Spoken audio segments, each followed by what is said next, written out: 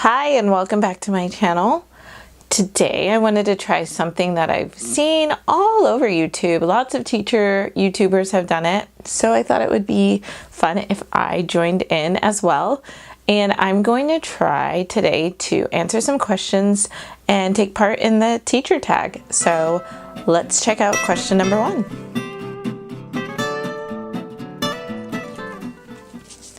So question number 1 is, how long have you been teaching? I have been teaching now going into my 12th year of teaching, which is bananas. I've done 6 years of teaching in Texas, back in Austin, Texas, and I've done 5 years here in Massachusetts. So I'm going into my 6th year here. It's crazy. I've done 6 years here now, and I will have done 6 years in Texas, and it's crazy how fast time goes. Question number 2 is, what grades have you taught, and give a little bit about your background. I've only taught kindergarten. I did teach first grade for 1 year. I looped up with a group of kids and it was fantastic because I didn't have to spend time working on all the behavior management stuff. They kind of just went with the flow of the year before, kind of just doing more curriculum and academic based stuff, which was fun. It was very challenging because I saw my 5 and 6 year olds all of a sudden have to be reading fluently and have to master, harder reading comprehension and stuff like that. And it became a little depressing for me as a teacher who had seen these kids be basically preschool age, and now come to me as first graders and then leave me as, pre-second graders. It was really hard for me to transition through that with them.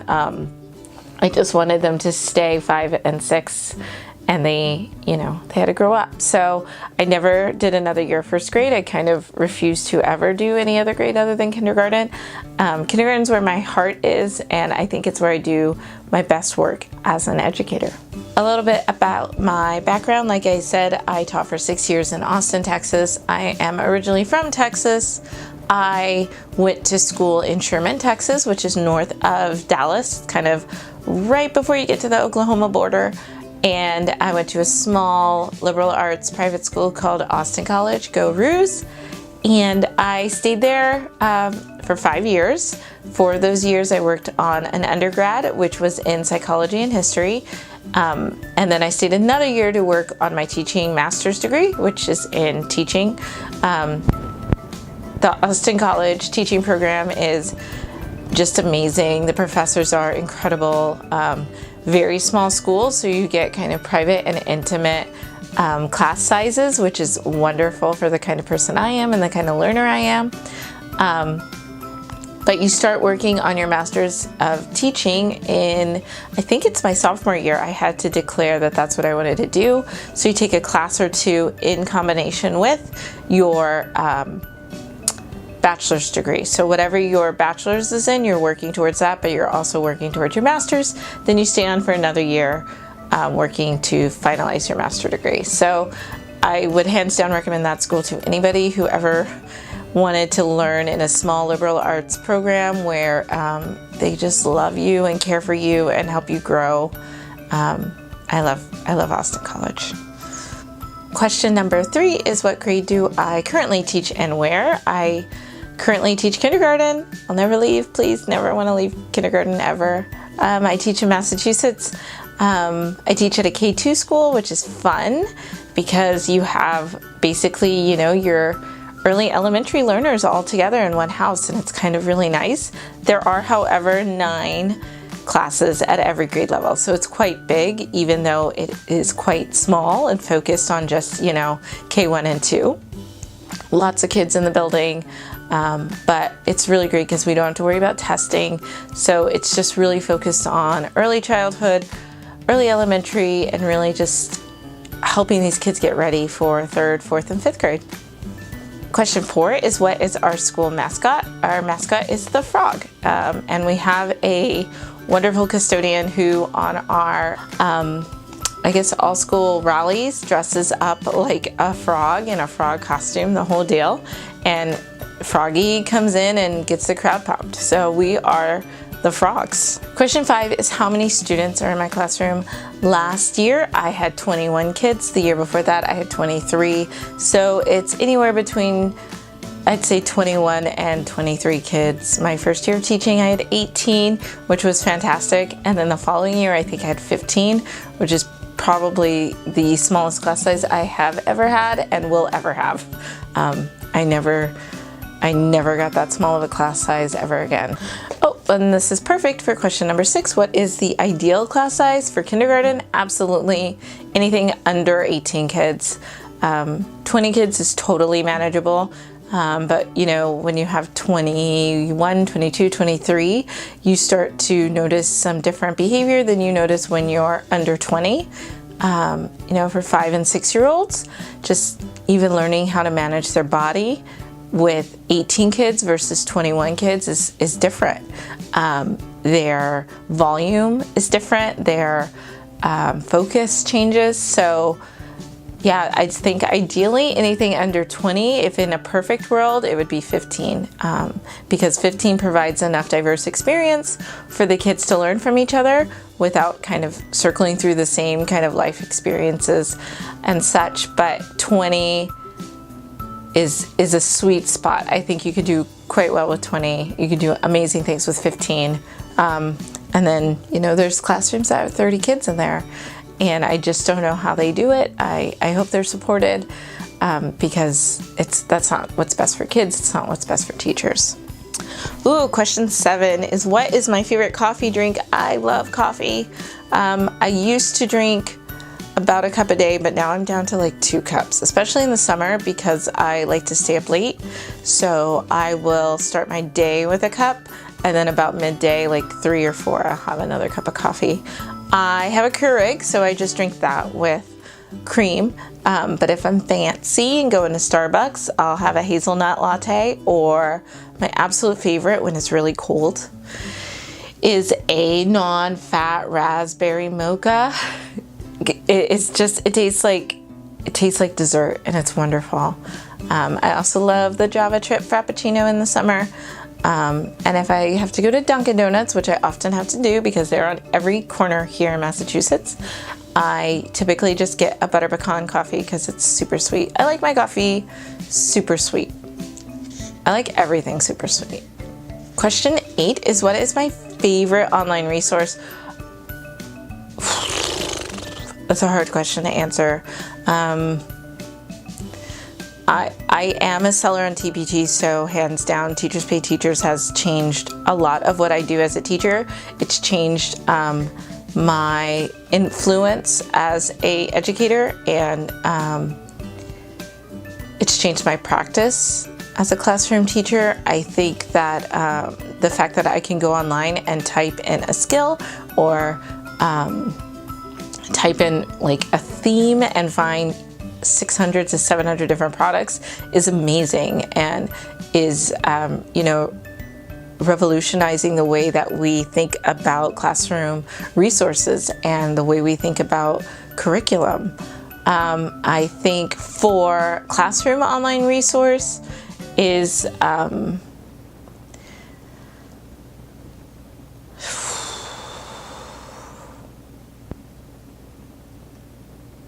classroom online resource would have to be Go Noodle. My kids love it. I love it. It just provides great brain breaks for my 5 and 6 year olds.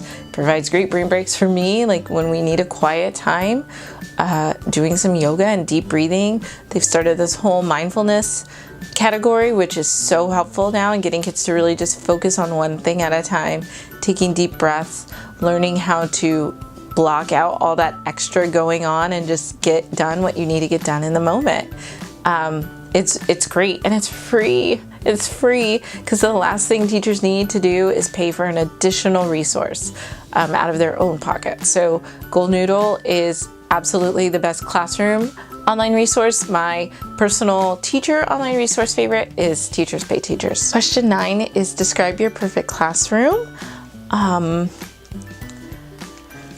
it's so just cheesy and sappy and like cliche, I guess, but I love my classroom every year for different reasons, and not necessarily the decor. I just love the kids and the time I get to spend with them. So, you know, there are things I would love to change. There are things that I wish I could do better, things I wish that, you know, certain groups of kids and them not getting along could change.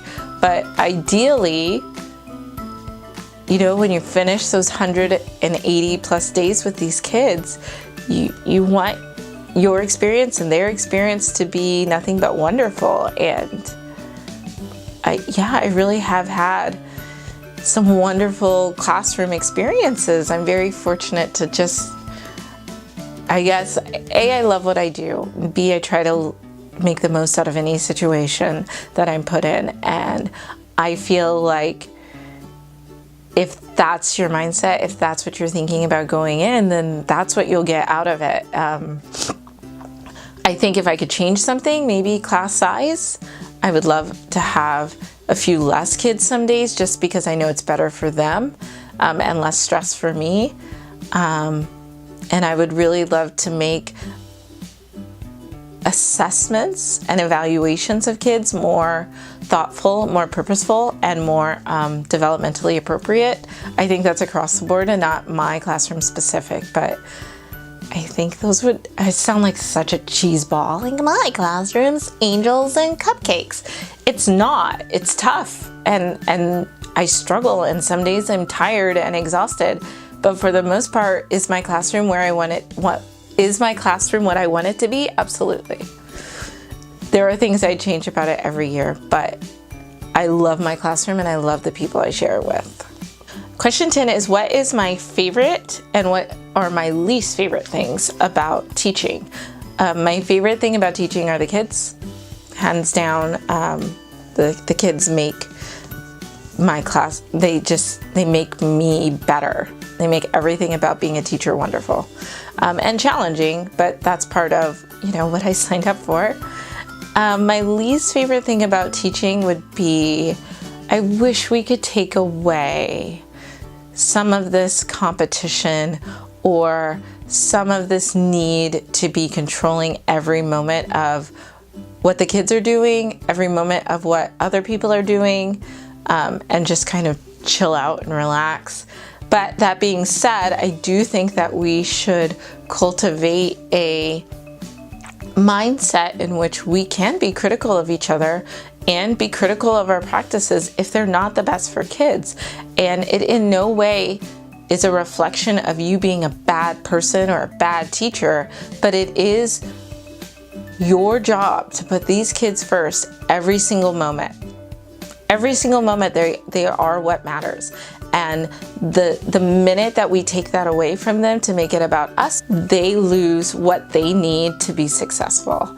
And so my least favorite thing would be when teachers can't be critical of themselves and instead they shut out an opportunity to grow and to do better and to change, not just for themselves, but for the kids.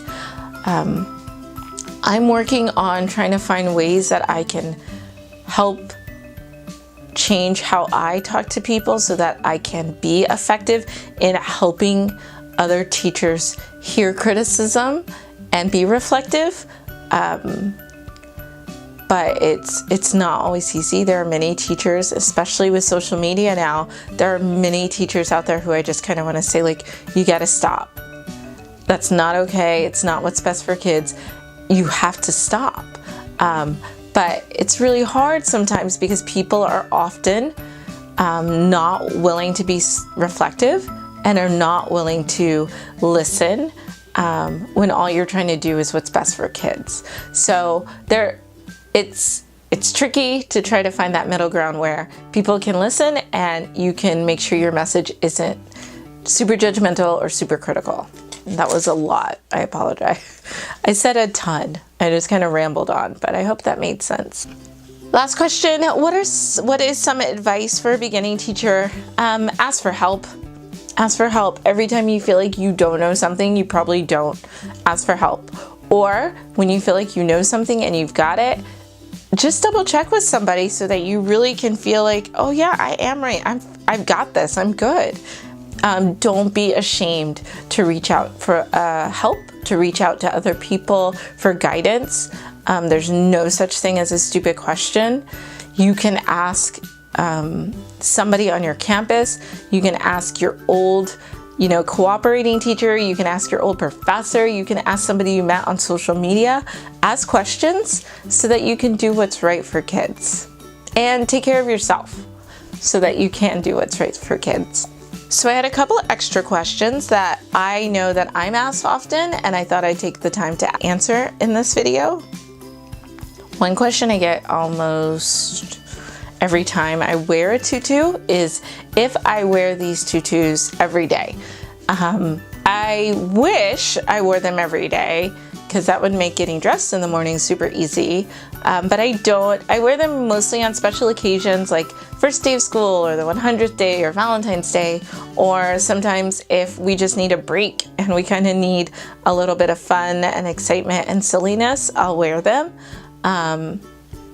I've had kids request special tutus or special costumes or special outfits, so I try my best to wear them and make sure that the kids get some say in my outfits too, because they are as equally excited about these tutus as I am. Another question that I'm asked quite often is, when did I decide to become a teacher?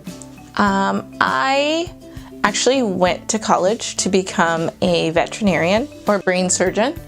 I was really fascinated with the brain and I love animals. And when I was in high school, I went to a medical magnet school that basically prepped you to go to to become pre-med when you went to college or to go to nursing school. And I chose my college because it had a great rate of acceptance for people into med school, and I thought that's what I was going to do. I took my first pre-med class, which was biology, which I mastered in high school. I was all about biology. I knew all about mitochondria and I was ready. And I did terrible. I was close to failing. And I remember I sat down with the professor and I was like, I don't know why I don't get this, but I'm not getting this. I'm performing terribly on the test, blah, blah, blah. And his answer was so blasé. It was kind of well, you just need to take notes and take notes again. I was like, that is not how I learn, A, and B, no. So I dropped out of the pre-med program and I was like, well, literally everybody in my family is a teacher. Let me try a teaching class. Just, one of the early ones we take before you have to declare that you're going to go through the teaching program. So I took a class with a professor, and I think her name was Martha or Marcia Gathron, I think. She was a professor. Class was early in the morning. I'm not a morning person. And every time you walked into her classroom, you were the most important thing in that room. And she lit up with joy and pure love every time she saw you walk in. Hi, Vera. We are so happy to have you today. Here's what we're going to be learning about. And I just remember that. I want to feel like that every day. I want kids to feel like that every day. And she hooked me in, and it's, history from there. I gobbled her up. I took every class she offered. And then from there, I had a wonderful early childhood professor who made me fall in love with children's books. And they took me in, and they were like my grandparents back in Sherman, and they loved me and nurtured me in a way that they didn't have to. And so I fell in love, honestly, with the people of the program who helped me realize that this was what I was meant to do. So I had so much fun answering those questions. I feel like we had a real heart-to-heart. I felt very vulnerable with you today. I hope you enjoyed Teacher Tag. I want to know what more you have for me. Like, what more questions do you have? What other things do you want to see from me? So down in the comments right here, if you could kindly leave me some questions or leave me something that you want to see from me. I know a lot of people want to see how I make a tutu, and I promise that is coming very soon. And yeah, I just love this so much. I want to talk to you more, but that's all for now.